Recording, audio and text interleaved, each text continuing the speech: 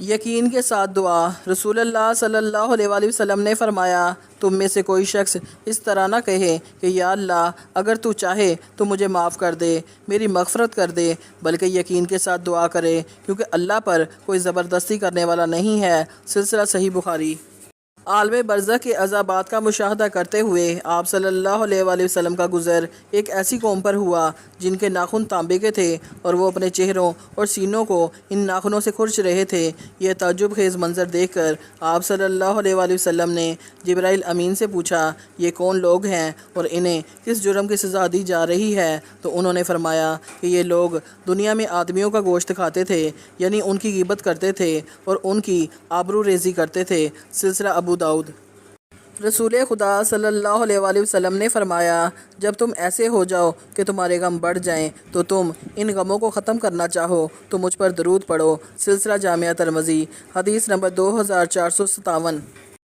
جنت کے 4 اعلان۔ رسول کریم رؤوف الرحیم صلی اللہ علیہ وآلہ وسلم نے فرمایا، جنت میں ایک اعلان کرنے والا اعلان کرے گا، نمبر 1 اب تم صحت مند ہی رہو گے، کبھی بیمار نہیں ہوگے، نمبر 2 تم ہمیشہ زندہ رہو گے، کبھی مرو گے نہیں، نمبر 3 ہمیشہ جوان رہو گے، کبھی بوڑھے نہیں ہوگے، نمبر 4 اور تم ہمیشہ خوشحال رہو گے، کبھی بدحال نہیں ہوگے۔ سلسلہ صحیح مسلم، حدیث نمبر 2837۔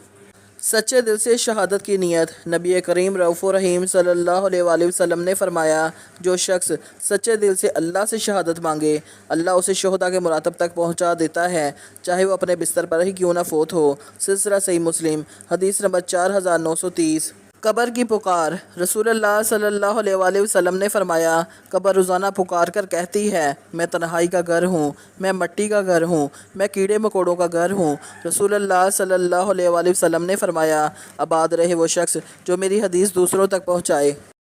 اچھی موت کی نشانی۔ رسول اللہ صلی اللہ علیہ وآلہ وسلم نے فرمایا کہ موت کا ایک دم آنا افسوس کے لائق ہے کہ مرنے والا نہ کچھ کہہ سکے اور نہ کر سکے۔ آپ صلی اللہ علیہ وسلم کے زمانے میں کوئی آدمی بیٹھا ہوا ایک دم مر گیا تو کسی نے کہا کہ اچھی موت مرا ہے، نہ کوئی بیماری دیکھی اور نہ کچھ جان نکلنے کی تکلیف ہوئی۔ حضور صلی اللہ علیہ وسلم کو جب اس کا یہ کہنا معلوم ہوا تو آپ صلی اللہ علیہ وآلہ وسلم نے اس آدمی سے فرمایا کہ تیرے پاس کیا ثبوت ہے کہ اچانک ایک دم مرنے سے اس کو تکلیف نہیں ہوئی؟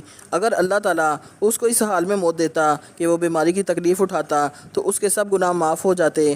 سلسلہ صدقہ جاریہ، مشقات، باغ جنت، ثمر۔ استخارے کی مختصر دعا۔ حضرت ابو بکر صدیق رضی اللہ تعالیٰ عنہ سے روایت ہے کہ رسول اللہ صلی اللہ علیہ وآلہ وسلم جب کسی کام کا ارادہ فرماتے تو یہ دعا پڑھتے، اللہم اغفر لی واختر لی، اے اللہ میرے لیے بہتر کا انتخاب فرما اور میرے لیے بہتر پسند فرما۔ سلسلہ سنن ترمذی، حدیث نمبر 3516۔ اللہ کی رحمت۔ رسول اللہ صلی اللہ علیہ وآلہ وسلم نے ارشاد فرمایا، جب اللہ تعالیٰ مخلوق کو پیدا کر چکا تو اپنی کتاب لوح محفوظ میں جو اس کے پاس عرش پر موجود ہے اس نے لکھا کہ ان رحمتی غالبت غضبی، میری رحمت میرے غصہ پر غالب ہے۔ سلسلہ صحیح بخاری، حدیث نمبر 3194۔ حضرت کعب بن مالک رضی اللہ تعالیٰ عنہ بیان کرتے ہیں، جب رسول اللہ صلی اللہ علیہ وآلہ وسلم خوش ہوتے تھے تو آپ کا چہرہ چمک جاتا اور رخ انور ایسا لگتا جیسا کہ وہ چاند کا ٹکڑا ہے، اور ہم یہ چیز پہچان لیتے تھے۔ سلسلہ مشقات المصابی، حدیث نمبر 5798۔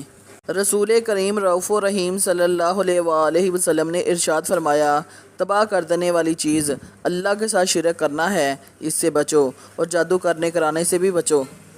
رسول اللہ صلی اللہ علیہ وآلہ وسلم نے فرمایا، کسی گھونٹ پینے کا ثواب اللہ تعالیٰ کے یہاں اتنا زیادہ نہیں ہے جتنا اللہ تعالیٰ کی رضا کے لیے غصہ کا گھونٹ پینے کا ہے۔ سلسلہ سنن ابن ماجہ، حدیث نمبر 4199۔ حدیث نبوی صلی اللہ علیہ وآلہ وسلم۔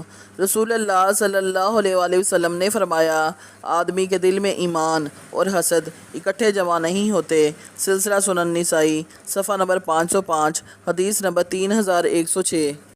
شب جمعہ کا درود۔ اللہم صلی وسلم وبارک علی سیدنا محمد النبی الامی الحبیب العالی القدر العظیم الجاہ وعلی آلہ وصحبہ وسلم۔ فرمان مصطفیٰ صلی اللہ علیہ وآلہ وسلم ہے، جو مجھ پر شب جمعہ اور روز جمعہ 100 مرتبہ درود پاک پڑھے، اللہ تعالیٰ اس کی 100 حاجتیں پوری فرمائے گا، 70 آخرت کی اور 30 دنیا کی۔ سلسلہ شعب الایمان، حدیث نمبر 3035۔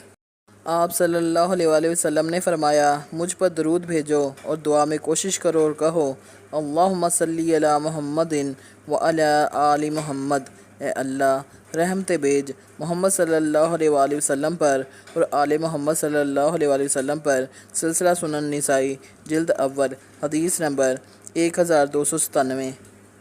رسول اللہ صلی اللہ علیہ وآلہ وسلم نے فرمایا، جو شخص مجھ پر 1 مرتبہ درود بھیجتا ہے تو اللہ اس پر 10 مرتبہ رحمت نازل فرماتا ہے۔